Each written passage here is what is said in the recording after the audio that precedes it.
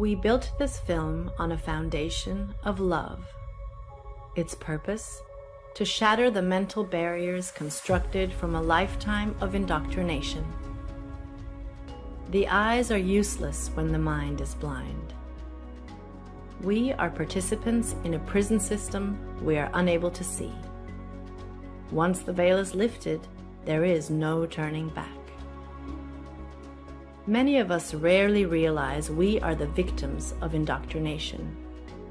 We follow the pre-planned layout of life, living in a state of confusion, controlled by a small group of individuals who possess great wealth, estate, and control. They monetarily benefit by keeping us blind to the true nature of the shape of the earth. Most are too busy to question what they are told or investigate the scientific theory about the physical world and its shape, wrongly taught in schools as fact. Inquiries made on a controlled platform such as YouTube or Facebook are quickly rerouted to videos and content that hold no merit. Misconceptions occur either intentionally or due to lack of research by mixing heliocentric and geocentric cosmology together, causing incoherence that pushes the viewer away from learning. Why would a lie like this exist? What purpose does this level of deception seek to gain? The hard, solid truth is that all the known space agencies and related industries have made untold amounts of money for many, many years, providing nothing but CGI, fisheye lens curvature, and Hollywood-style productions as proof. The following evidence should speak for itself through the testimonies of these professionals, pilots, and witnesses. To find yourself, think for yourself. The most courageous act is to think for yourself.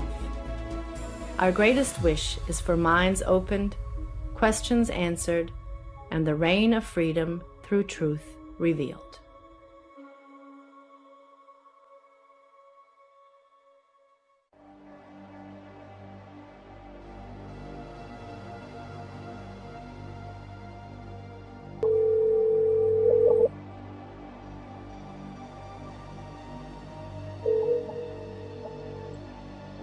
Good afternoon.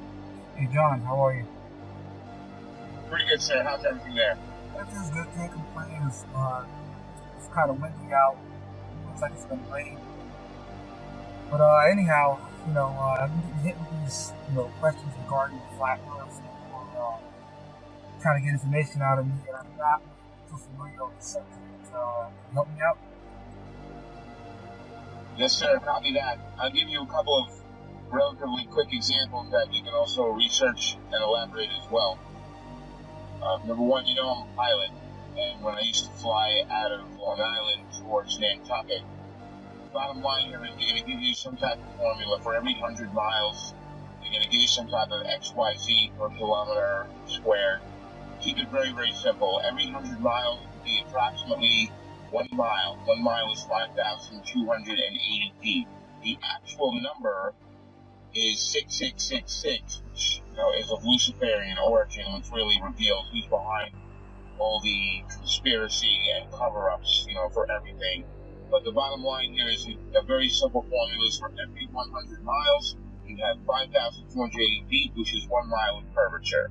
So 100 miles equals 1 mile of curvature. Now, if I'm going, let's say, hypothetically, from Long Island to Nantucket, that's about a buck and a half. It's about 150 miles. So it should be 1.5 miles. So let's just take a mile. So with aviation, you fly at certain altitudes, whether you're flying in a easterly, a northeasterly, to a southwesterly direction. So hypothetically, I'm flying easterly at hypothetically about 4,000 feet, which is an even number. If you add 5,000 feet of curvature, that would be around 9,480 feet, which does not exist. So the bottom line is pilots know every 100 miles that you travel, you would be dipping the nose down to compensate for 1 mile, which is 5,280 feet of curvature. So there's the proof right there that there's something very fishy with this globe Earth situation, because scientifically it doesn't matter.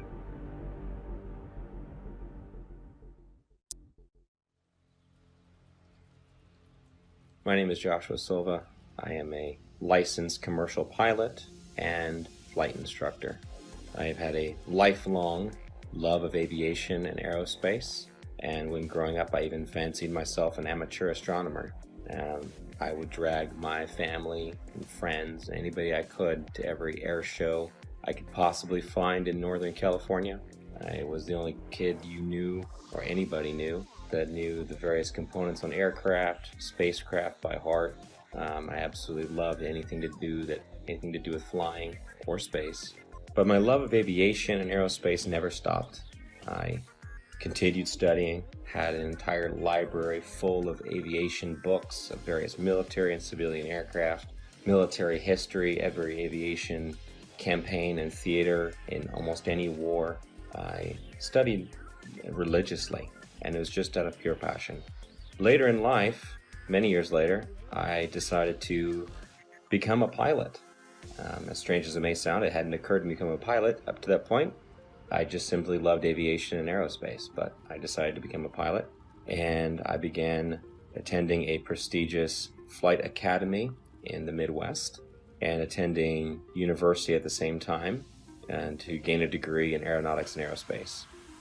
Shortly thereafter, I began flying twin turboprop aircraft out of Northern California for several nonprofit organizations, and years after that I found myself flight instructing for various small flight schools, both in California and in Arizona, and then on to large academies that trained for the airlines and even some military flights. Shortly thereafter, I began flying regional business jets, and that's when the story of me finding the topic of flat Earth started.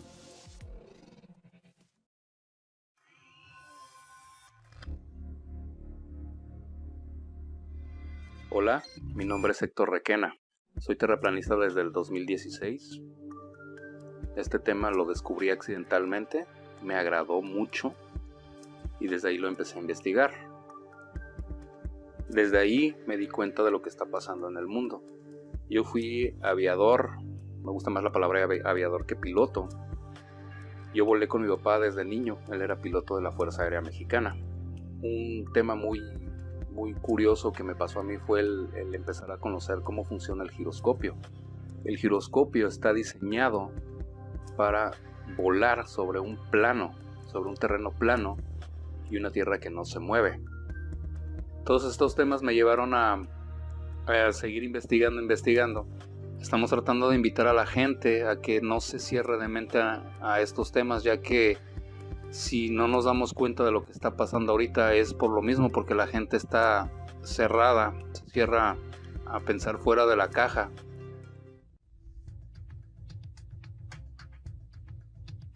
Been a military brat all my life. However, I've been in the industry of aviation for the last 21 years. And I became an FE somewhere around 15 or 16 when I really started looking at conspiracies. I looked into Benghazi because I happen to work on government contracts abroad, overseas.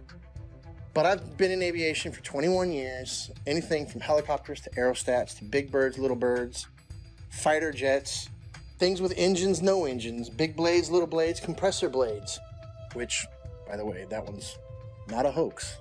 Jets do not run only on compressed air. Contrary to popular belief, it takes compressed air in a blended ratio of air to fuel to drive the now heated gas and rotate the compressor blades. This has been a topic of discussion between FE and, not everything's a hoax. Coriolis effect. With that ties into, obviously with no spin, around the axis points that they say exist at 23.4 conveniently, 66 off the 90 degrees, right? Everything ties into 666 with NASA and all the BS scientists. Our aircraft have things called ADIs, attitude direction indicator, which gives correlation between the aircraft housing or the shell around the gyro itself. The ADI is nothing more than a gyro that will always reference level. I don't care what any pilot says. I don't care what any mechanic tells you. You know, there's a reason that pilots have one book called a Pilot Operating Handbook, and there's every other book, right? From structures to avionics to wiring diagrams to the actual components that make up these systems. That is a standalone system. The ADI does not lie. I don't care how cold it is, how high you are, and some of these guys are pretty damn high. It doesn't matter where you're going. It doesn't matter where you've been. It doesn't matter where you are over the realm itself.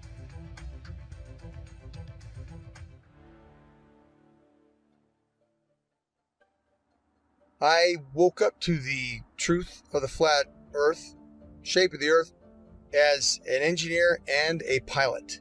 So I've studied engineering, physics, 3 different ways: basic physics, electric physics, and construction physics. And also as a pilot, as a rotary wing pilot, that is helicopter pilot, I studied aeronautical physics as well. So I can cover and discuss just about any factor of flat earth. Not that I'm any smarter than anybody else, but I've studied quite a bit of factors that analyze shape and motion of just about any object. That's physics, also aeronautical physics, and principles of flight. I can tell you this: airplanes fly straight and level. That's even an aviation term, straight and level. Airplanes will fly for hours at the same altitude, never dipping their nose down to follow the curve of the earth. An aircraft on a 12-hour or even 18-hour flight from Portland, Oregon to Seoul, Korea, that would have that aircraft starting at one point and then flying so far around the earth that it's flying downwards with its nose vertically downwards, and then starting to go around the curve of the earth so that the airplane is now flying upside down. Would have to make that kind of a flight path on a globe, which is, it's such an absurdity. So that being said, I come into the true shape of the earth, the flat earth, as a skeptic, like most anyone else. I'll tell you my story. My buddy told me about this. He said, "Rob, you need to learn about the ice ring. You need to learn that the earth doesn't move. This globe is garbage." And I laughed at him. I said, "Are you kidding me? I'm not even gonna look into that." And he said, "That's fine." He said, "That's fine. You don't have to look into flat earth. But until you do," he said, "until you do look into flat earth, you will remain a slave of the matrix." And interestingly enough, at this point, this was more or less November, December 2015, I had already mentally resigned from the U.S. military for 3 years. I had already resigned because of Benghazi. I realized, and I saw for myself, I'd been working with U.S. as an Army officer, working for State Department for a good 10 years. And so what I did, I turned my physics awareness, I turned my studies into analysis of the shape of the earth.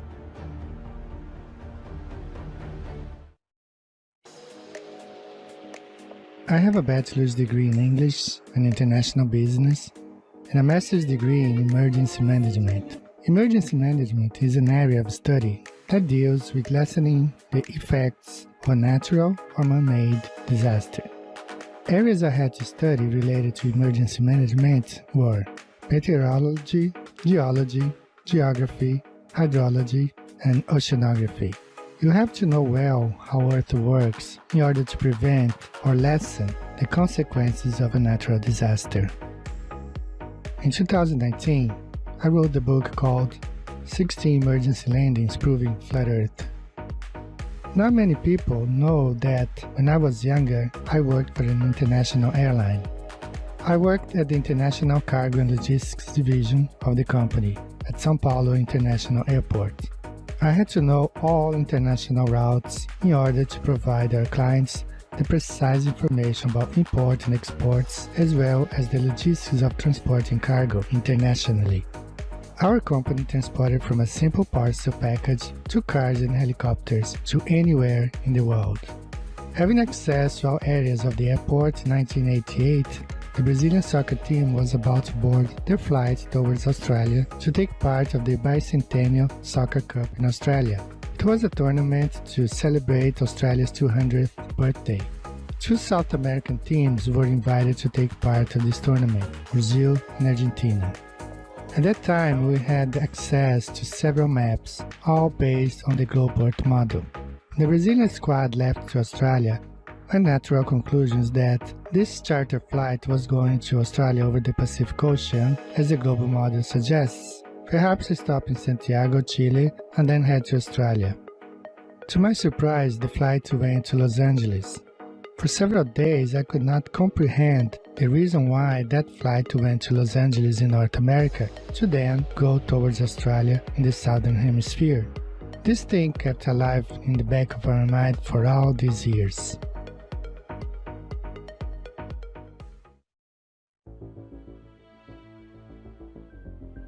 I'm a merchant marine. I've been sailing 15 years. I graduated from the Paul Hall Maritime Center out of Piney Point, Maryland. I primarily sail on container ships, tankers, drill ships, military cargo vessels, you name it, I can sail on it. I sail in the capacity of bosun. My whole title is AB Unlimited. That primarily sail deep sea and coastal, meaning up and down the coast, west coast, east coast, and deep sea is out deep sea across to other continents. What led me to the flat earth was actually my sister. We've always been into the conspiracies and the 9/11 and Sandy Hook and all that stuff. And one day she said, hey, you want to see a conspiracy? You should look into the flat earth. And I looked at her and laughed because I had seen the videos come up in the feed and they showed that disc thing in the space and I laughed at it and whatever. And she showed it to me and I laughed at her. And I went and pulled out my phone and I looked up a video. You can look it up. It's called Dragon Link FPV to Space. And what you'll see is basically an RC airplane that's been taken up about 80,000 feet, and they release it, and then the airplane comes down with power. And it has the Dragon Link system, which is capable of making control and video. Anyways, but they had a GoPro, so you see this curved globe. And you know, that said it for me. When I saw that, I was like, oh wow, look at that. So I brought that down to her, put it right in her face and said, look at that. And looking back, I remember her smile on it was like, you know, okay, she wasn't gonna argue with me. And she said, okay. Later on, I don't know, a couple days later, whenever I seen it in there and I said, all right, I had nothing to watch. I hit it on the YouTube and I knew within 10 minutes of it. I forget which one it was. I think it was probably one of the documentaries, but it was almost like I instantly knew. And then what happened was a lot of the proofs that I had were before I was a flat earther, such as seeing contacts at 30 miles out with the naked eye on the horizon, which is impossible on the globe model. So much so, it was me, the third officer, and the lookout. We were standing our watch, and I believe we were in the Mediterranean Sea. Look out, look and watch. I say, okay, we got a contact out there. We look and we try and get it on the radar. We get it at 30 miles out. When the chief mate came up, we had told him, hey mate, we got a contact earlier 30 miles out. He said, bull crap, I don't believe you. And we all looked at each other and shook our heads and said, yep, they got it. He stormed off the bridge, ran down, came back up. He had the Bowditch, which is a thick green book that's everything you ever need to know about being on the ocean, sailing, navigation, everything. And he comes up and he says, the math doesn't lie. And he slams down this piece of paper and he says, our bridge height is at 100 feet versus how far? 30 miles. It should have been behind like 600 foot of curve. I remember 600 something foot. He had all the mathematical, of course I didn't know, okay, that's good. All right, he must know what he's talking about. But we're looking like, well, I don't know. We got it on the radar. Then the radar must not know what it's doing.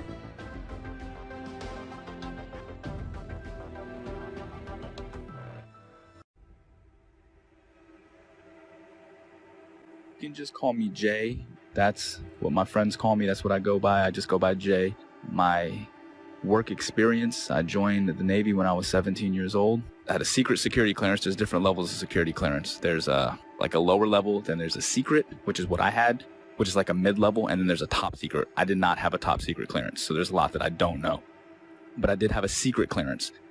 So it's basically the mid-level security clearance for the government that I had, and I did that job for 8 years. I worked in operational intelligence specifically. The radar navigation, there's a limited scope of what we're able to see. Now, granted, this is 15 or 20 years ago. what I mean by that is, with it being 15 or 20 years ago, the technology nowadays on the new warships, I would imagine, are just off the charts advanced compared to what we had, 20 years ago in the early 2000s when I was doing deployments for the Navy.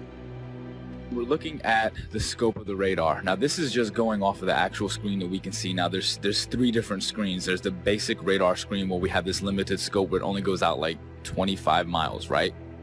Then there's this other bigger screen, and I forgot the name of it, but it goes onto this huge projection in the Combat Information Center. Basically is where all of the information is housed. And on this huge screen, we can actually zoom out and see a significant portion of our area of responsibility. I can't say the exact number. Again, a lot of this is classified.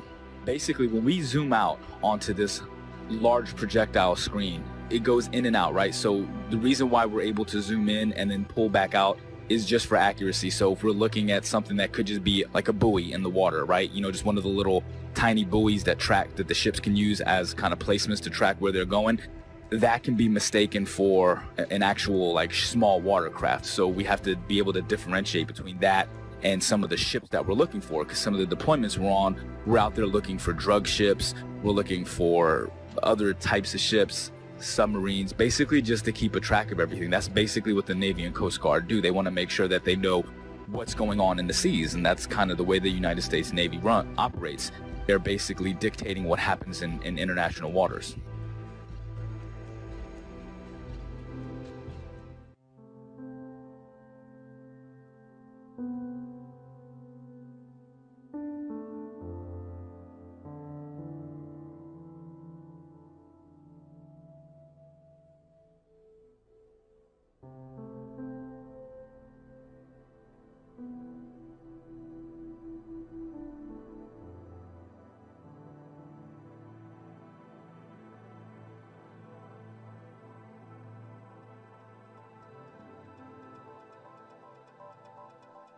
I will be providing my in-depth experience of U.S. Navy submarines and how they prove we do not live on a globe Earth.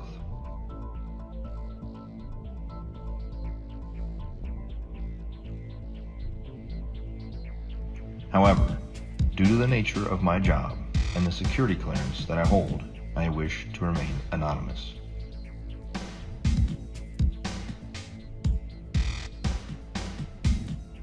I've worked for the U.S. Department of the Navy as a submarine quality assurance specialist for the last 5 years.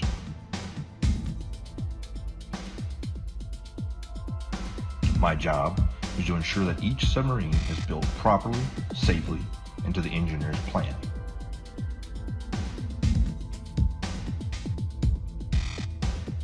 I have an intimate knowledge of every aspect of each submarine being built in the shipyard I work in. Now that you've heard a little bit of my background, let me explain how I arrived at the crazy notion that the Earth is visibly and observably flat. I have always questioned the reality around me since I was little. I never followed anything mainstream, and I was never interested in what the news had to say. As I got older, I started looking into more and more things out of my own curiosity. 9/11, school shootings. I eventually started researching the moon landing because it just never sat well with me. And it didn't take long for me to completely unravel that for the hoax that it is.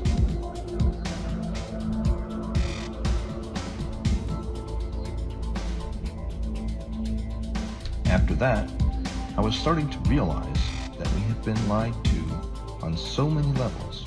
What else could there possibly be? Then I saw a video about the flat Earth pop up on my YouTube recommendations.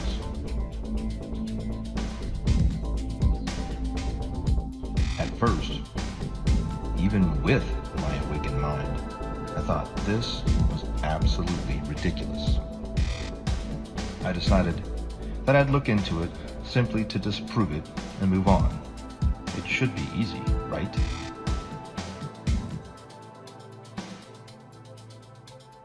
That was over 6 years ago, and I still can't disprove the flat Earth. In fact, the more I research it, the more it reveals. This leads me into my submarine experience. looking back on everything I had accomplished while on active duty with eyes to see, has only served to solidify my stance that we live on a flat and motionless plane.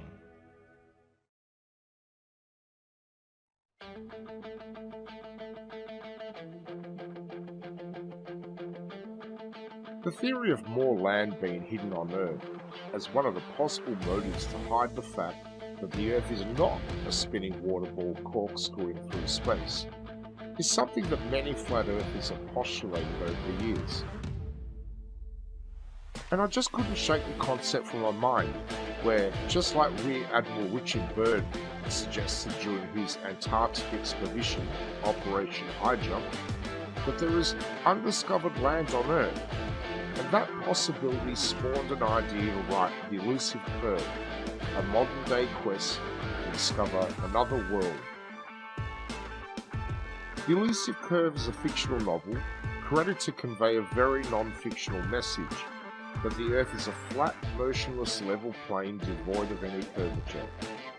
When Max Carter discovers irrefutable proof of the true shape of the Earth, the course of his life drastically changes, and he becomes a man obsessed, convinced that there is more land being hidden beyond Antarctica, and that he is going to reach it. The Elusive Curve debunks typical globe Earth claims, including ships disappearing over the horizon due to the curve of the Earth, the Foucault's pendulum, and the Coriolis effect, whilst presenting flat Earth proofs like visual perspective, level water over vast distances, and long-distance photography, all within the context of Max's varied and colourful relationships.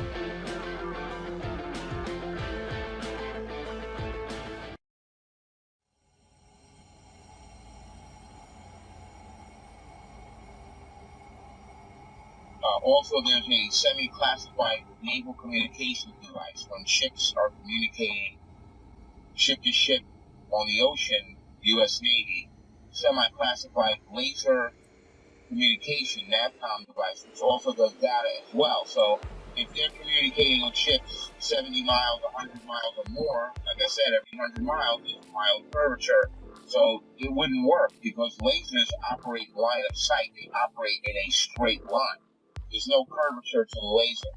So the bottom line here is the naval NAVCOM classified, semi-classified system that they use to communicate ship to ship, that operates on a laser, and if there was curvature, anything over, like I said, 100 miles is 5,280 feet of curvature, and the ship's diameter is nowhere near that, which you know. So there's another example, the naval NAVCOM communication device. Also, there's a woman, female KLH pilot, KLH Dutch Commercial Airlines. She got fired from her job a while back for questioning this issue.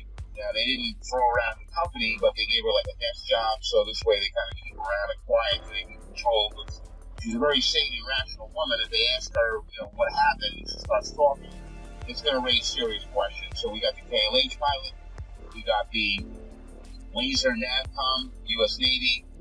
We've got my personal experience flying from Long Island to Nantucket. There should be at least 5,280 feet of curvature added to the 4,000 altitude average while heading easterly. So there's something very wrong there. The numbers don't work. Could the Earth actually be flat? I began to see opinions and arguments that seemed logical, but I heard several arguments, which I now know were most likely disinformation, easily disprovable in the aviation world, but there were some that stuck with me. And so, myself being the way I am, I ran quickly, metaphorically, to my old textbook. And I opened my old textbooks, found them, unpacked them, cracked them all open, and even downloaded brand new copies in PDF form offline of all these books to make sure that nothing had been changed. I thought for certain that I knew exactly what compensation pilots are trained while flying to compensate for the spin or the rotation of the Earth, for instance. As far as falling around a globe, that I assumed in my mind would be an aircraft's angle of attack, but upon more study I found that not to be true. the angle of attack being the angle between the aircraft's flight path and the relative wind, which is something that pilots are very familiar with, and it's the idea that an aircraft has to be slightly pitched up, essentially to stay airborne, or a surface of that aircraft has to be pitched slightly to create a difference in air pressure to hold the aircraft aloft. And that is assumed, or was assumed at that time by myself and other pilots, to be the compensation one would make for falling around a globe while flying, period. But upon further research, I found that this was not the case, and it was not even mentioned anywhere. This compensation was not mentioned anywhere I could find in any resource that I had gone to flight school with. And they were extensive. There were many, many books, especially as one progressed towards the commercial flying side, especially elective courses, especially if you're going to university as I was studying aerospace, that you would assume, and I had assumed, that this was calculated for. Again, as far as ADIs, in every aircraft, it references the level horizon or references sea level always.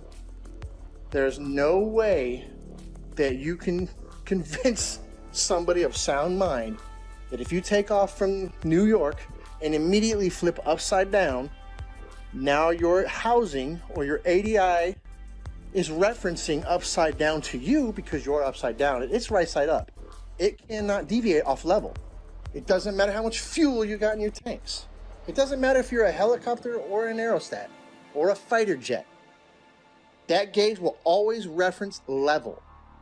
It has to, because otherwise it would be a poor reference. And if you could manipulate it, why would you even have it in the airplane or your aircraft? But if you go take off 2 miles away, do a barrel roll, you're now flying upside down. At what point does that gauge show you back right side up? A half a hemisphere away? Is that what we're led to believe? Is that what we're supposed to believe?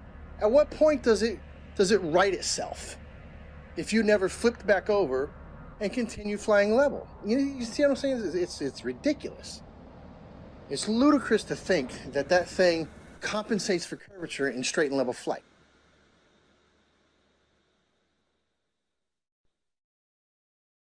The big one that is oftentimes quoted is compensation for Coriolis effect while flying. And this is something I'd even taught my students about, and it's always assumed to be correct. We just assume. We're given the narrative from a young age, and everything is built upon that assumption, upon the theory. And so I thought I had the silver bullet. Coriolis effect. We always calculate for that. Well, as I began to look through the books and to look into the calculations given for Coriolis effect, the narrative began to fall apart even further.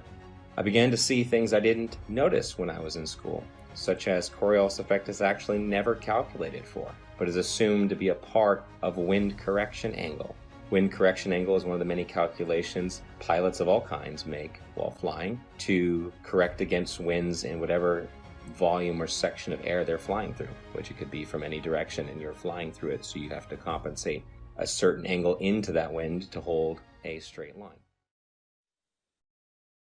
Interesting side note, I worked on aerostats for several years, and I always ask people who try to bring up gravity, well, how come my 4,000 pound, 74,000 cubic foot aerostat isn't getting pushed towards the ground?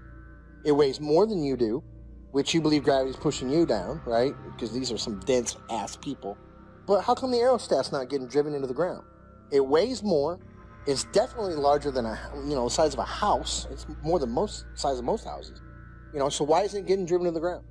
Well, that's because it's displacing less weight than the atmosphere or the medium that it's in. And I try explaining that. I don't know how many times you've probably posted something on this. I don't know how many times we're going to have to post something on this. But every time that little kid lets go of that helium balloon and starts crying. Radar is simply another form of radio transmission. Radio includes anything within the range of the electromagnetic spectrum. Electromagnetic spectrum, also known as light. Radio is the transmission of light, whether it's visible light or radio waves which are not visible. When it comes to radio transmissions, there must be a transmitter and a receiver. there can be a reflector or a transmittal unit along the way. However, in the end, there's got to be at least transmitter and a receiver. And in the case of radar, radar transmits a signal and it bounces off a reflector and then it comes back to the receiving station. Or it can go to other stations if they're set up in the network properly. Long story short, radar emits a signal, it bounces off something, and then it returns to a receiving unit, and the receiving unit maps that reflection accordingly. If there is no reflector, then there's no return signal, and then the object does not show up on the radar, for example, off the screen. Notice, there's no curving around anything. It goes out in a straight line. Radio signals always travel in a straight line. So the transmitter sends the signal out to the target, bounces off, and it comes back in a straight line. Radar cannot travel over the curve, and hence, radar is dependent on line of sight, direct beam from the transmission to the target. It reflects and it comes straight back. There is no curving around anything, thus is radar.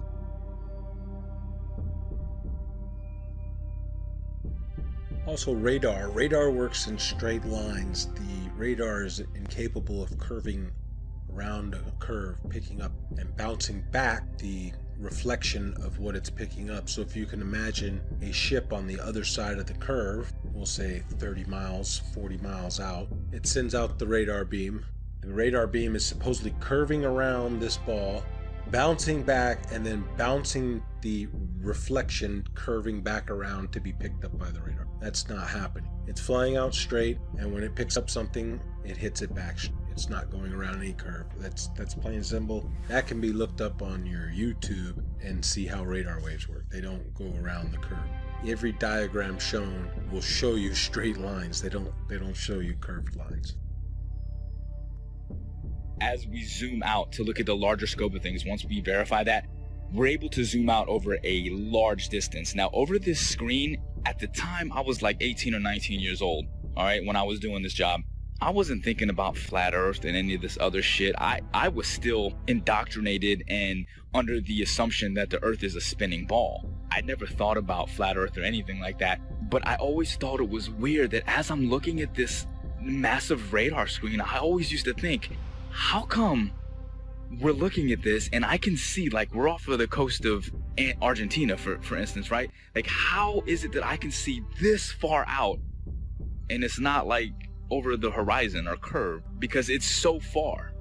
Like I said, we use a lot of these other link signals, and they're called links. They go by different names. I can't say the code names. Some of them I forgot. Some of them are, again, this is classified information. I can't give any specifics on these.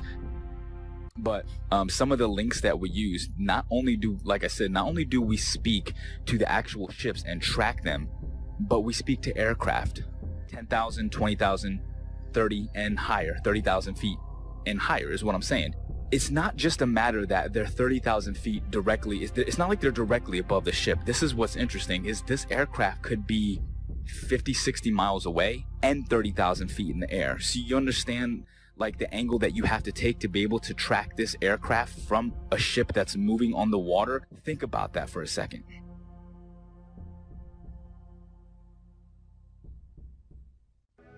I served on board of a United States 688I fast attack nuclear submarine, and I can personally attest that we never constantly angled down during our submarine deployments.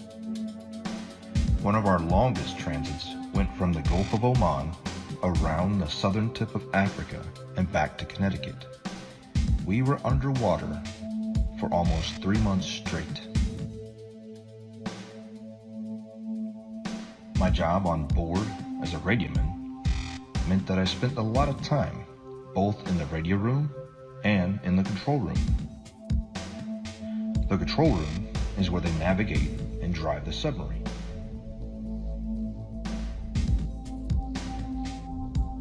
I never once, in my 5 years active duty, heard the officer of the deck or the diving officer give the order to consistently change the angle of the submarine to compensate for the curvature of the Earth.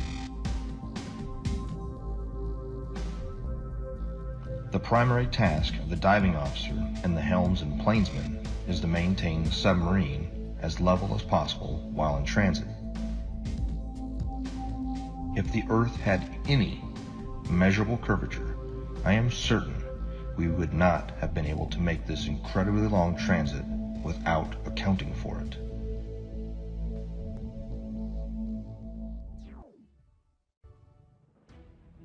And then the big one is given after that. Well, GPS auto corrects for it. And that sent me down yet another path. GPS auto corrects for it. If it's a satellite-based system, how is it correcting for spin if it's also spinning over the same body? And why are there large gaps in GPS coverage over large oceanic bodies? Do they just turn them off? It's just not worthwhile? There have been enough aviation accidents at sea, very far from shore, that would say otherwise. And if you gave the American taxpayers, the ones funding these satellites that are supposed to track aircraft, the information that, well, we're just shutting them off because it's not worthwhile, those 3 or 4 jets full of hundreds of passengers just have to use other navigation methods such as dead reckoning, which is basically using a stopwatch and guessing to the next checkpoint, essentially. If you were to tell them that, they would be infuriated. So that could not be the case. Coverage was a problem. Even over large and non-densely populated areas, you would lose GPS coverage, even in jets at times. So this began to unravel the thread of satellites and satellite timing, and the fact that many reels of footage show these satellites being launched by balloon rather than by rockets. How the concept of these rockets doesn't even work to make it past the atmosphere, much less leave something in perfect geosynchronous orbit. I actually had the privilege of working a short time at a satellite manufacturing company in Northern California. Got to see the assembly and participate in the assembly of satellites, space-based satellites, or so they were said.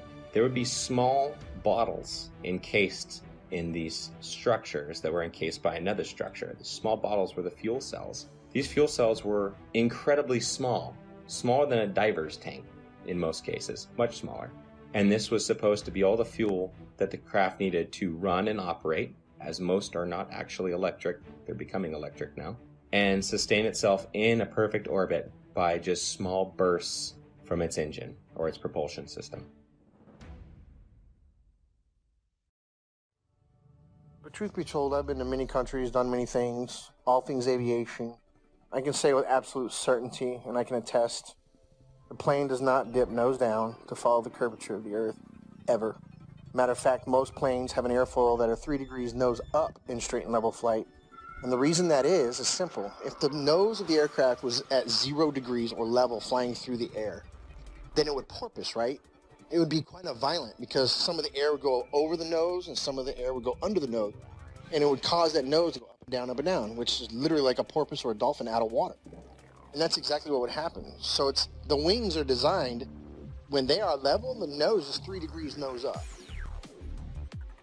The fact, proven from multiple points, that there is no Coriolis to the motion of the Earth.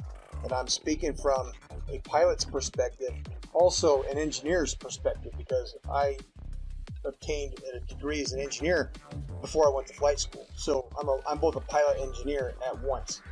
So, number one, there is no rotation of the Earth, proven by the fact that a helicopter pilot can hover the aircraft indefinitely, motionless, above a single point of the Earth.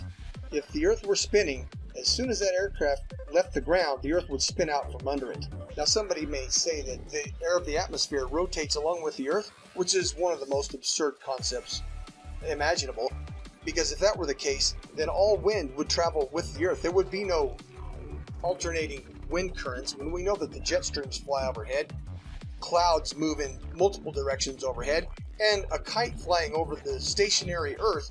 The fact that a kite flies because of wind passing through, that proves that the Earth does not, that proves that the air does not move in unison with the Earth. Number two, airstrips do not rotate away from a landing aircraft. Anybody who's seen a pilot's view when an aircraft lands, well, the aircraft lands to a motionless airstrip. If the Earth were rotating, the pilot would have to turn to the angle at which the airstrip is rotating away and land at the speed of the airstrip, which is absurd, simply absurd. Airstrips do not rotate away from the aircraft, and on an east to west landing strip, if the aircraft is landing to the west, the airstrips do not land moving towards the airplane. That's insanity. Okay, simply stated. If the Earth was a spinning ball, it is virtually impossible for a ship to be moving at 25 to 30 knots on this curved spinning ball while tracking an aircraft that's probably going 300 miles per hour, 50 to 100 miles away. Really, I mean, these like P3 aircrafts were pretty far and 20,000 feet in the air. It's just virtually impossible. It doesn't make sense. Again, at the time, I wasn't thinking like this, but looking back on the information that I had, I'm like, yeah, there's no way. There's no way that that was done on a curved Earth. Literally, the only way that could work is if we are on a flat, stationary plane. We're cruising along. The boat is cruising along in the water. Like, think about it in terms of like a large, like, you know, like those backyard swimming pools. Picture the swimming pool filled up, right? And then your ship, you put a little boat on the swimming pool, and then, you know, you put like a little fake aircraft in the air. Now, from that ship, you're able to see the aircraft. It doesn't matter where you are in that pool, you can track that aircraft. If you're on a spinning ball curve, how the hell can you track an aircraft that could be in a position that's 100 to 200 miles away from you, 30,000 feet in the air from a different angle that's around a curve? It's impossible. There's no way that you could, there's no radio frequency that could track that. I'd like to point out that I see now that I didn't see before is that you have a magnetic compass and you have a gyro on any ship. And I'm not talking about your little crabberman show fishing boat, what are they, deadliest cat. I'm talking about a real deep sea going, unlimited tonnage boat. It's going to have a gyro. And it is a big, huge box that sits usually behind the bridge or in the chart room. It's a big box and it's basically the gyro compass. Now, if you had two models, I guess, wouldn't you have to have one making the corrections? Because it almost never matches the magnetic almost never matches the gyro. It's very rare that we're steering the same course. And they say it's due to deviation and variation is where you know, like the metals of the ship causes it to differ. And then you have the variation of the magnetic fields over the Earth is, I guess they change, you know, true north and magnetic north. But the way I look at it is, man, they got two different machines. One is a machine and one is from God. The way to get around the Earth. God's not a dummy. He put the way to get around the Earth with the compasses. If back in the day they had motorized vessels that can get them around, they would probably have got around a lot better. But they were at the mercy of the wind. It was like, oh, they didn't know their way, or, you know, they were using the stars and stuff, and they, you know, so I just believe that the two compasses, the gyro compass that's electronic, and then our regular compass is because they are switching the ways, you know, the maps. There's two different ways to get around the Earth. You're tricking us. Here is another flat Earth proof that I never noticed while I was on active duty, thanks to years of indoctrination. Periscope observations. When the submarine is at periscope depth and the observer is looking for ships on the horizon, they will start to see masts at about 8 to 9 miles, depending on atmospheric occlusion and sea state.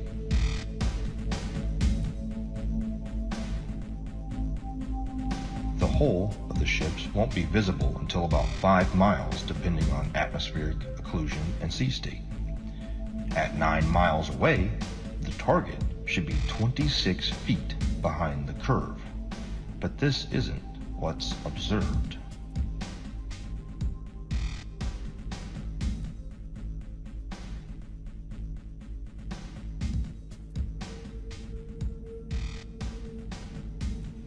My final flat Earth point on submarines is with regard to the AN/WSN TAC-7 ring laser gyro that is used on board of U.S. Navy submarines.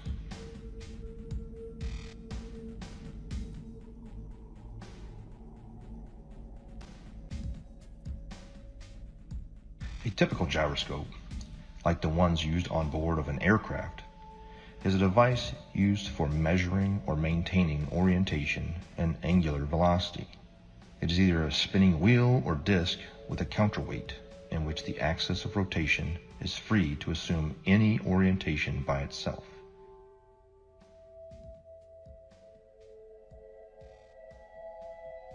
When rotating, the orientation of this axis is unaffected by tilting or rotation of the mounting, according to the conservation of angular momentum. However, a ring laser gyro doesn't have any established weight. They use light as a point of reference. It spins up a disk that shoots out lasers, and it has a digital encoder that deciphers where the laser strikes inside of the gimbal system. No make-believe gravity required. Let's just say we're like 30 miles away. These missiles can shoot much further than that. I can't give you the exact number, but say we're 30 miles away, okay? 30 miles is far.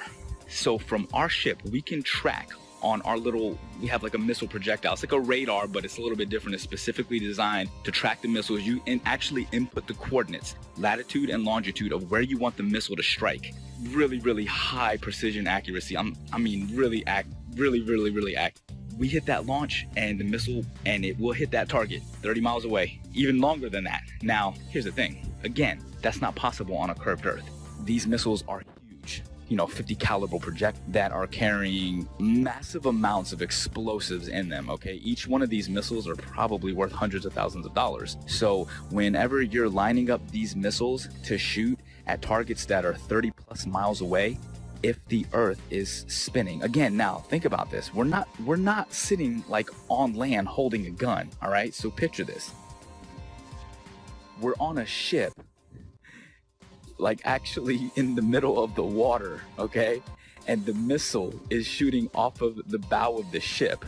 So if the world is a spinning ball and we're on this curved Earth with water and we're spinning 600 miles per hour through infinite space, I'm pretty sure that it would be physically like it wouldn't even make any kind of sense on a physics type level to be able to shoot a missile from a spot in the water on a spinning ball to pinpoint accurately hit another spot.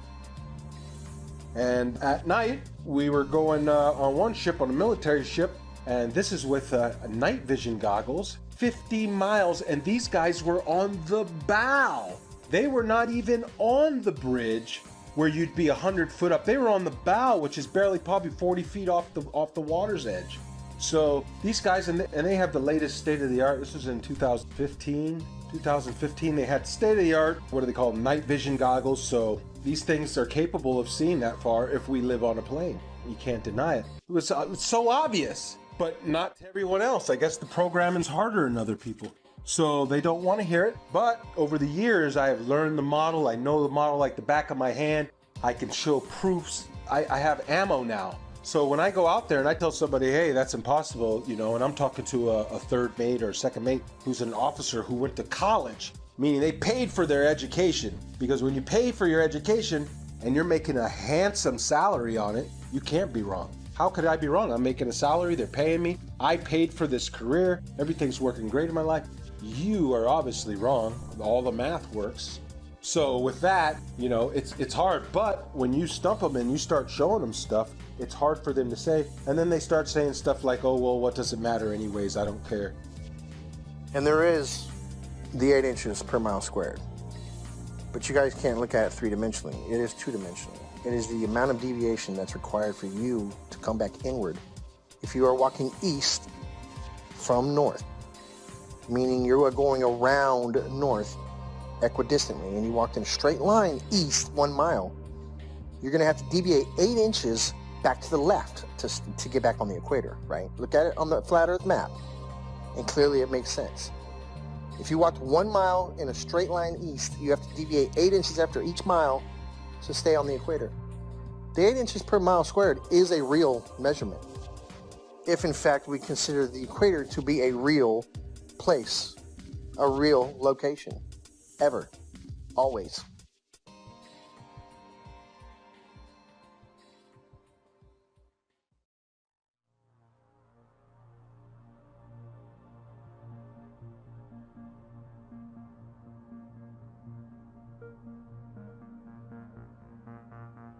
In 2015, I came across YouTube's suggestions for flat Earth videos. My first reaction was to laugh off. After seeing flat Earth videos in one of my favorite channels, I decided to watch one. When I came across a flat Earth map, which I had never seen before, it immediately sparked me to look at that flight route, Rio, Los Angeles, Sydney. And I could then understand why the Brazilian soccer team went to Los Angeles and then to Australia for the tournament. The Earth is flat, no doubt about it. The following weeks and days were followed by more research and disbelief. I had been a NASA fanboy my whole life, paying 2 visits to NASA's Johnson Space Center in Huntsville, Alabama, besides spending so much money in science and science fiction related documentaries, movies, merchandise, etc. What a waste of time. I also tell mates about they lay down and we use all our charting is done on flat maps, straight lines. They never draw a curved line. Every line is straight. Straight lines, everywhere we go on a flat map. And I try to point it out to them. And what they tell me is, Mr. Marcator has put all that in there for you. It's all equated in there for you. You don't have to worry about it. All the curvature calculations for it and everything's figured right into the map. So the straight lines and everything are actually bending somehow. I don't know. So these are just the proofs that I see. Along with, you can see the corpuscular rays are much betterly observed out at sea because it's nothing, it's like a desert. And so you can see the sun like a flashlight just shining down in a cone everywhere. If there's a little bit of where clouds are right, it looks like a cone. And I point it out all the time to these guys. And I get them thinking, but the programming goes hard on people. And if you're not ready to wake up, well, you're not ready to wake up. You'll just have 1 foot in, 1 foot out. You'll be back in the illusion before you know it. The narrative began to fall apart. I would continue studying and finding that what I fear to be true is reality. That we have been lied to about just about everything.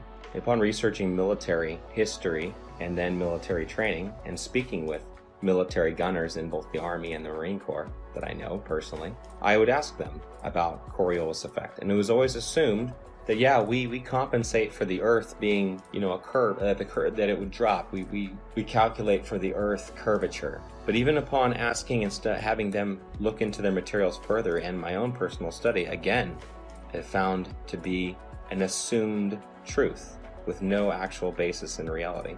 That they would calculate bullet fall based upon angular velocity, drop, friction, amongst other things. And curvature was supposed to be just corrected along with it, just like flying, wind correction angle corrected for Coriolis effect.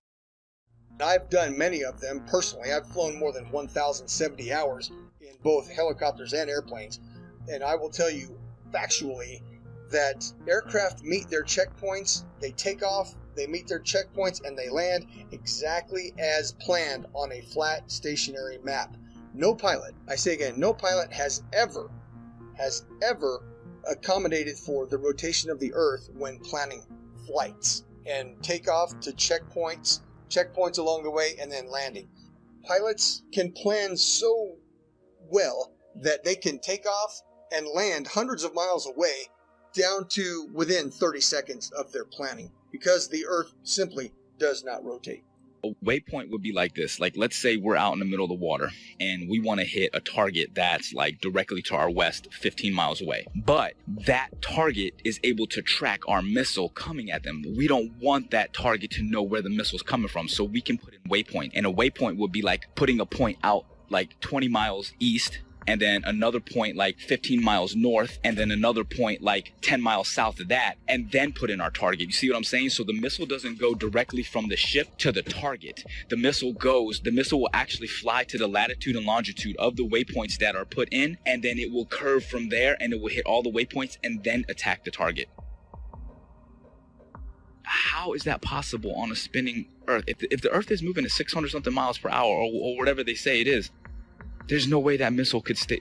There's no way that missile would be able to keep track. Do you understand what I'm saying? At least that's how I'm looking at it. It may be a little bit harder to visualize if you actually weren't seeing it the way that I would see it, or there, or understanding and putting in the coordinates, or seeing how this actually worked out. But I'm telling you, like, from my perspective, that is one of the things that makes it virtually impossible to accept the globe as this, well, It's a fake lie. It's a theory. It's garbage is what it is. So y'all think the Earth is a ball. Y'all think it's spinning through outer space. And I said, believe in little green aliens.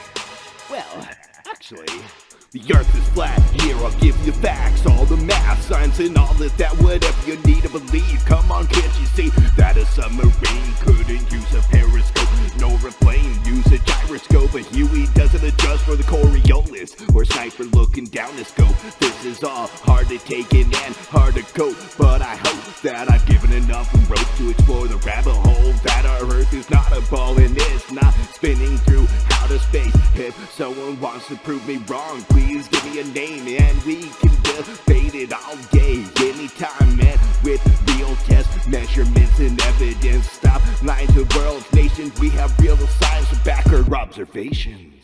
Don't believe in the indoctrination of the people, cause they don't want you to believe that the Earth is level. Don't believe in the indoctrination of the people, cause they don't want you to believe that the Earth is level. Dig deeper, be a rebel, then dig deeper than a shovel. Keep your mind level, it's lighten the curve and lighten the herd. Give the truth what it deserves, tell about what we actually observe. Like a boat going out of sight, if you get your zoom and focus right, it'll come back into light. Just use a laser beam and you will see that water never bends but always finds a flat resting position. 71% water can't make up a ball or a pair, so let me make this clear and get it into your ear. You're in great fear of stepping out of the box. They're keeping food stamps in our socks. They are the slyest of the fox in a controlled illusion of evolution. That's nothing made everything and no proof of creation in this pseudoscience indoctrination. No meaningful salvation, but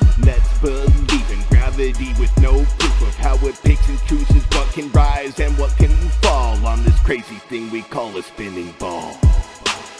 Don't believe the indoctrination of the people. They don't want you to believe the Earth is level. Don't believe the indoctrination of the people. They don't want you to believe the Earth is level. Let me give you something else to measure. Don't worry, it's my pleasure. If you want to vacuum or pressure, you must have a container, and that's a no-brainer. But since we believe the universe is on a roller coaster ride, even when Polaris is in the same place every night and has been for thousands of years, has the heavens work like gears, telling us time and the years like a big machine. The heliocentric model is just a drink backed by money and based on influence theories, never providing hard evidence except for CGI and camera trickery of my natural senses in our school systems. But flat Earth brings meaning to our existence like a period at the end of a sentence.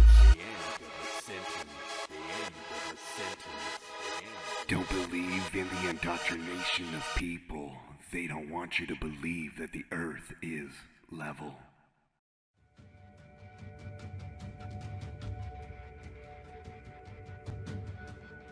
When it comes to a deception this big, it's hard to dismiss. And for the people that say, I don't see how this would affect me either way, you don't know. It's like telling me about Argentina when you've never been there. Or it's like telling me about owning a Corvette when you've never driven one. You haven't experienced it. And if you have been through the Flat Earth Awakening, you know how it would affect you. This quite possibly may be the biggest awakening of mankind. Think about it. If you believe in this mass fallacy, you've been robbed of some senses and you don't even realize it. You don't trust your sense of touch or feel. You don't trust your sense of sight. You've been told the Earth wobbles, spins, and orbits, but you don't feel a thing. You've been told that sunsets can't exist on a flat and stationary plane, but you don't understand the vanishing point of the law of perspective? After it's possible to understand and decode a mass deception, it becomes a lot easier to understand other lies. It opens your eyes and raises your discernment. So when it comes to lies like JFK, the moon landing, chemtrails, fluoridation, 9/11, etc., this is one of the most important factors of life I've ever been awakened up to. If it's possible to open your mind to this, your receptors will connect so much faster and stronger than you've ever experienced in your life. Understanding the ground you walk on every day and the luminaries that go over your head every day, which I still don't understand all of its entirety, can change your life forever. Knowing you are specifically, intelligently, and uniquely designed so you know mentally, physically, and spiritually your vibration, energy, and frequency of life. So don't act like this doesn't matter. We've been lied to on a mass caliber. We can prove we live on a flat and stationary plane with observable, repeatable, testable experiments with data, hypothesis, and conclusions without depending on blind faith, indoctrinated, religious, theoretical, nihilistic, opinionated philosophies. That's the difference.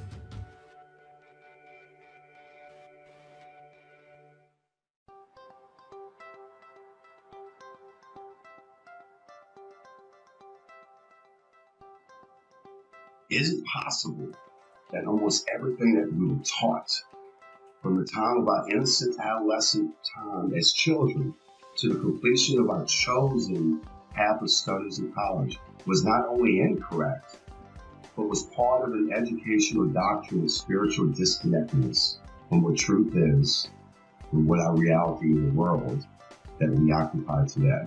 What if I told you that this is but a small capsule in a puzzle that was well planned and engineered by a world control system to propagate a catalog of theoretical studies and sciences that in some cases have never been proven to this very day, nor will it ever be proven, ascertained as fact. Humanity appears to have been hoodwinked into a dumb state of who we are, where did we come from, and are we unique in God's creation concerning a geocentric world, or are we in a heliocentric world based on theoretical studies by a Jesuit astronomer named Nicholas Copernicus?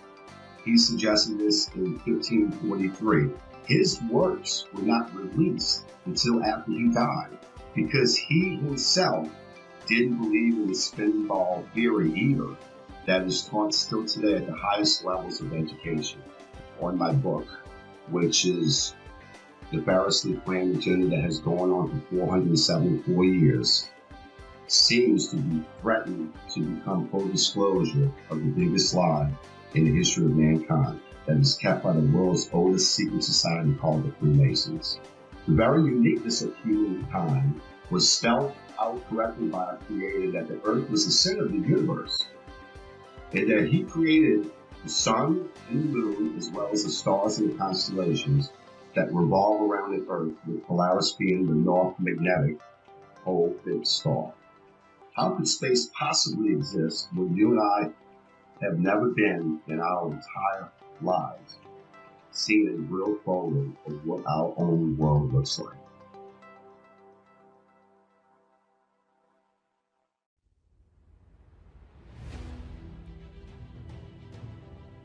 Max must constantly deal with the stigma and ridicule of being the crazy flat earther from friends and family, and bombardment of typical questions like, why would they lie? How could so many people keep such a big secret? And what does the shape of the earth even matter anyway? The elusive curve presents all the main arguments for a flat earth and solid arguments against a spinning ball earth in a fun and realistic story format, recommended for all flat earthers and curious-minded people alike. Join Max on his journey as he attempts to convince his friends that the shape of the earth is not what they know, while he plans for a mission to discover more land on Earth with his ambitious and somewhat crazy plan to acquire a high-altitude pseudo-satellite to prove the shape of the Earth one way or another. The Globers, definitely scientifically, we're looking at flat earthers have some very, very, very valid points according to those three examples. Thank you. You got it, brother. Anything else? No, that about answers my question. Quite a lot to take in. I've taken some notes. Thank you. Thank you again. You're welcome, sir. Any questions? I'll be here for a while. Contact me anytime. All right. God bless. All the best. God bless. Yo invito a la gente a que por lo menos sea un poco más abierta de mente hacia estos temas, porque la verdad es que esto está muy fuerte. Se vienen tiempos muy difíciles ahorita y debemos de estar conscientes de que el sistema nos está manipulando de una manera muy, muy grande. Entonces, pues, vamos a ver qué pasa.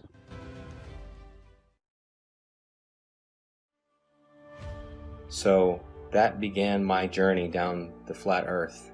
And since that point, I've only found more and more voices, more and more educated people, educators, professionals who are beginning to shed light on this subject in ways that I can only begin to imagine. But I'll never forget the day that I realized my plane wasn't falling around a globe, that I could look out the cockpit window, 185 degrees plus field of vision at 40,000 feet, and not see one iota of drop, but nothing but a flat, beautiful, motionless plane. The assumed calculations that we made that were compensating for Earth rotation were just a part of a calculation based upon wind speed and the angle we had to hold in order to fly against that wind and go in a straight line to our destination. It's one of the most freeing truths I've ever experienced, because in some small way, the idea that these other conspiracy theories and things we've been lied to about are true. But this biggest one is the biggest truth of all. We've been lied to about everything. It means we can start over. We can start again. At this time, at this point in our history, we are uniquely positioned to make that change. And if I can make one statement to the people out there, it's simply this. That's it. That it's level. You cannot fall off the edge of an in-ground pool. It is level. Where you put your feet in the water in France, it's the same height that you're going to put your feet in New Jersey and Brazil. Do some research. This is not the only thing out there that needs to be researched, unlearned and relearned. The Department of Education, founded by Rockefeller in 1908, did a good job of proving that the mode of ignorance that he calls his education board, you are the proof it's working. The mode of ignorance widens every day. It gets bigger and bigger every day because people keep believing what they spit out. Unlearn. Thinking outside the box. The box is the cap that you got at graduation. So understand that for the first 18 years of your life, you didn't learn the truth about anything. You were simply told, and you got a reward for repeating it. Now it's time to think for yourself. It's time to do research and do your own testing. Be your own white coat. Knowing the earth is flat has placed me in sync with our Creator, His creation, our hidden past, and with the future we hope to build. A future where we should not have an organization called United Nations governing the world. When there is no globe, there should be no globalization. This is my message to all of you. Peace.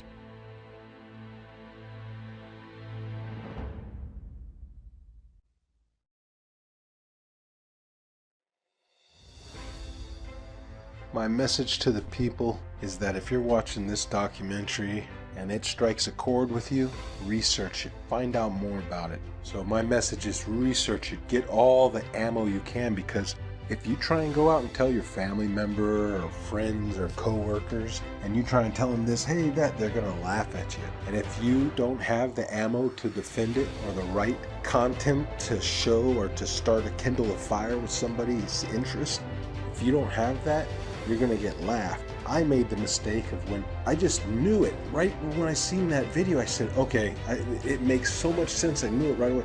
I went and tried to tell everybody before I knew. I just blurted out little proofs. Airplanes don't dip their nose, the water lies for, and they'd hit me with some of that science stuff, that pseudoscience, and I couldn't defend it, and I would look like a fool. And then when I had the knowledge, it's harder to defend it because they've already don't take me serious. But now I've gained such a knowledge on it and such what you would call ammo that I can defend it in a way that you're going to get one of these reactions. well, what does it matter if it's round or flat? My life doesn't change, doesn't matter, either way. That's how you know that you're striking a chord. Their ego doesn't have anywhere else to go. So from there you can work on them. But like I said, learn the model, learn to defend the flat earth model before you tell your coworkers, loved ones, or anybody, for that matter that you don't know, because people you think that you know well are going to look at you like you're crazy. And unfortunately, that's due to the programming, and everybody believes one thing, so how dare you believe another? You got to fall in line.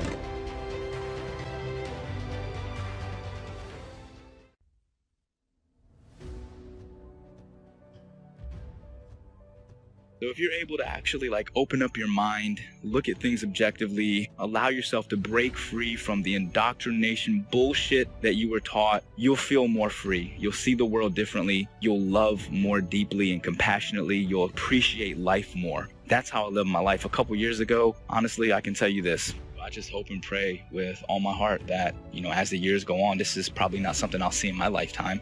But, as my children grow older and my children's children, as the generations go on, the truth will start to emerge. And it is starting. I mean, it's incredible, that so many people are starting to really awaken. But, 10, 20, 50, 100 years from now, hopefully we can break free of the chains of indoctrination and really see the world for what it is and actually appreciate it and love the world and love each other. And I think if we all understood that there is a creator, people would be less inclined to be so abusive toward each other and the earth. So that's my big message for the people. Just think for yourself. At the end of the day, just be a good person. Don't be so quick to just believe something and stand by that belief just because it was taught to you at a young age. Question it. Make sure it makes sense. In closing, I'd just like to say that these are my own personal experiences. I never ask anyone to simply just believe everything I'm saying. In fact, please don't. That's how we've gotten into this whole mess to begin with, by blindly following others who say they've already done the research for you. You allow deceptions to occur. Please do your own research and test all things.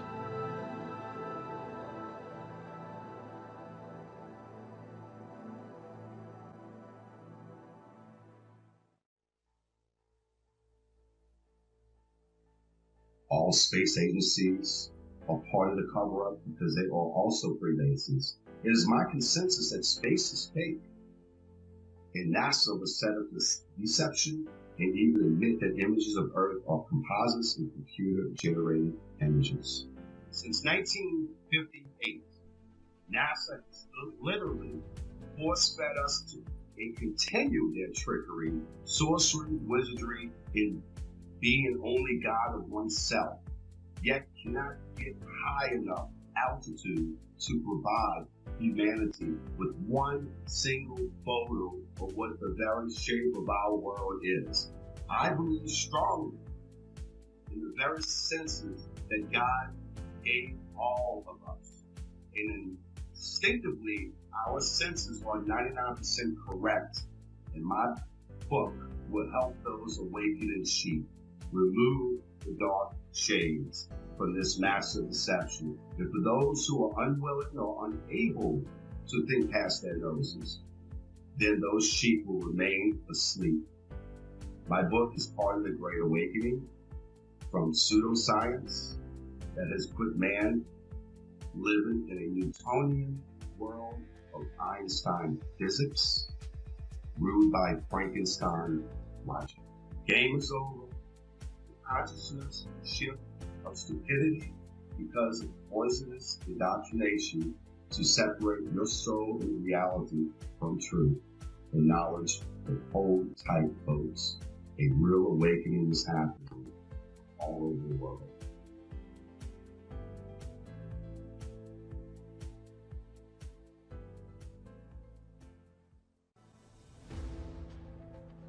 The curve of the Earth, the spinning ball, as well as evolution, dinosaurs, nuclear bombs, and everything else that they teach in the schools that's not founded on scripture.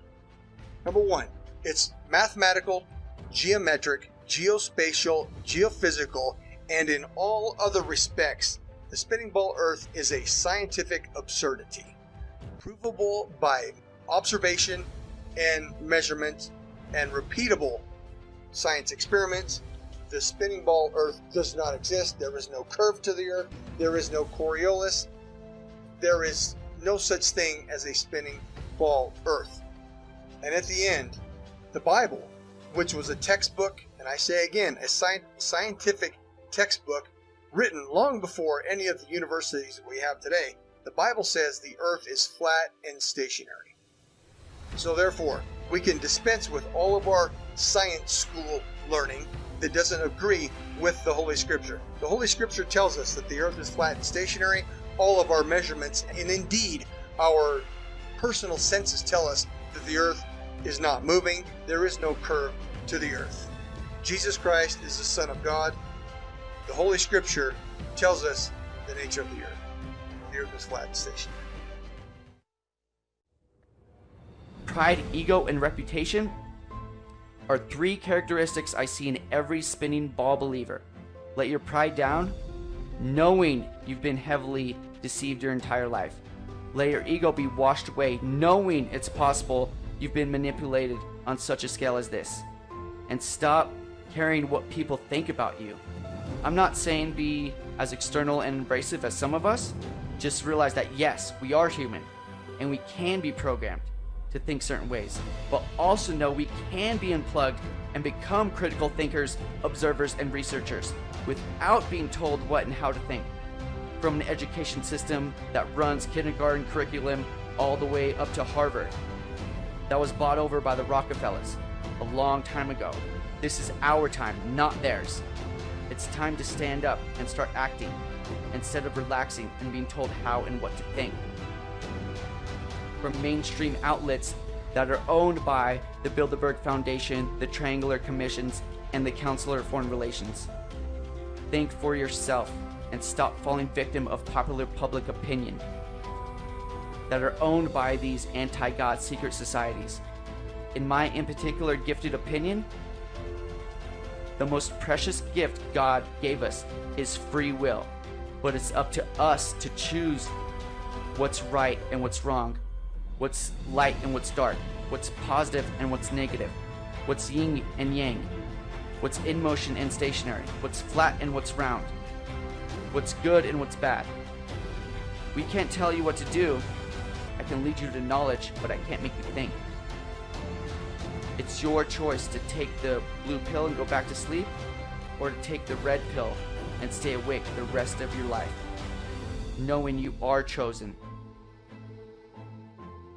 Because many are called, but few are chosen. And I promise you, once you go flat, you do not go back. They couldn't stop this movement if they tried, because truth prevails. Rest in peace, the globe. Every truth have a specific time and moment to manifest itself. Technology being the catalyst for this truth to re-emerge and reveal itself again. And prove that it's not a myth, fantasy, or a misunderstanding of our ancestors and all ancient cosmologies.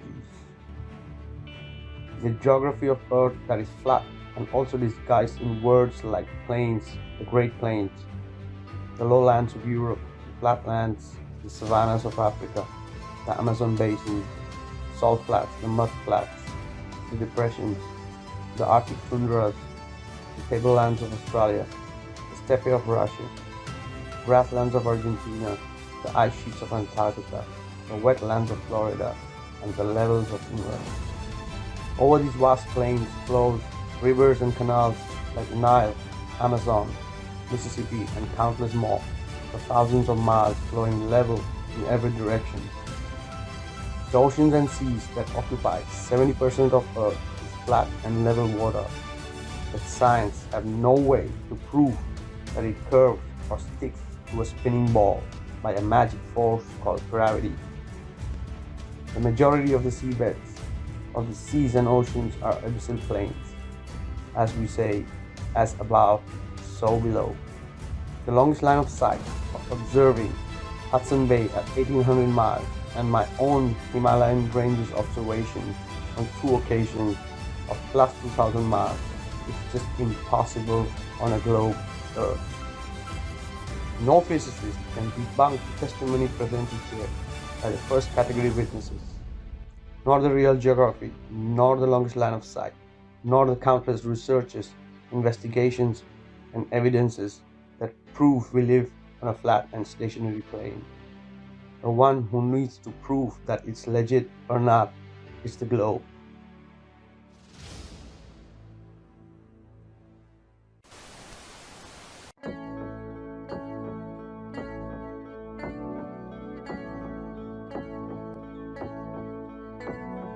Wonderful, magical, celestial light, fantastical, mystical, wonderful sight.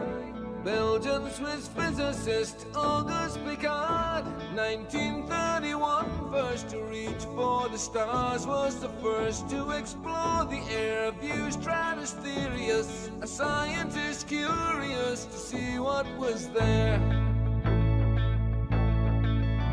An aluminium black ball gondola, helium balloon, hydrogen with photos and instruments, sailed towards the moon, rose in just half an hour, 52,000 feet, 10 miles up, 10th air pressure, left for dead, trapped in heat and cold, but disproving gravity.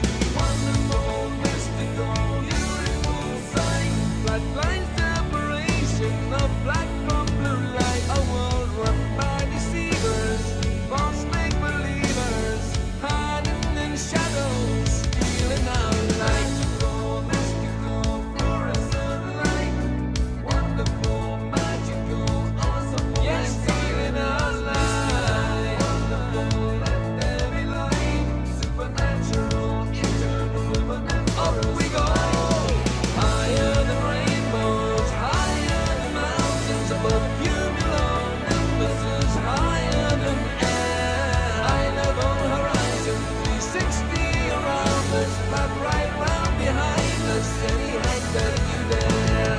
The sun and the moon both revolve above around us, to forever short time pass intelligently there. You'll never beat us, you'll never defeat us, no more you'll deceive us, we see through you like air. Kipper and Piccard were the first ever known to reach up there. Divine, luminescent light, mystical, wonderful, celestial light. So what was their eternal testimony? What did they report back to humanity? Said it seemed like a flat disk far as eyes can see, with an upturned edge fading into infinity. A mystical, ethereal, celestial sight, a divine creation, a clockwork of light, designed hid by deceivers and false make-believers, still cowering in shadows, still fearing our light. Here we go, higher than Everest, higher than airplanes, above zero cumulus, higher than air, a level horizon, 360 around us, no motion beneath us, no spinning open stars on the firmament, turning all around us to forever short time past geometrically there. You'll never beat us, you'll never defeat us, forever beneath us, we see through you like air. Mystic, so illuminant light, fantastical, magical, bright, we see through you like air. Magical, angels of light, beautiful, wonderful, celestial light. The first to see truth when they reach for the stars, explorers and physicists, Kipper and Piccard.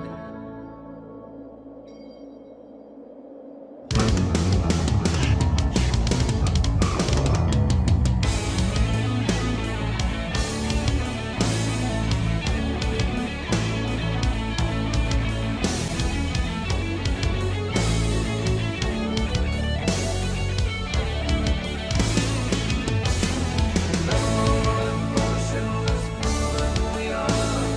Level and motionless,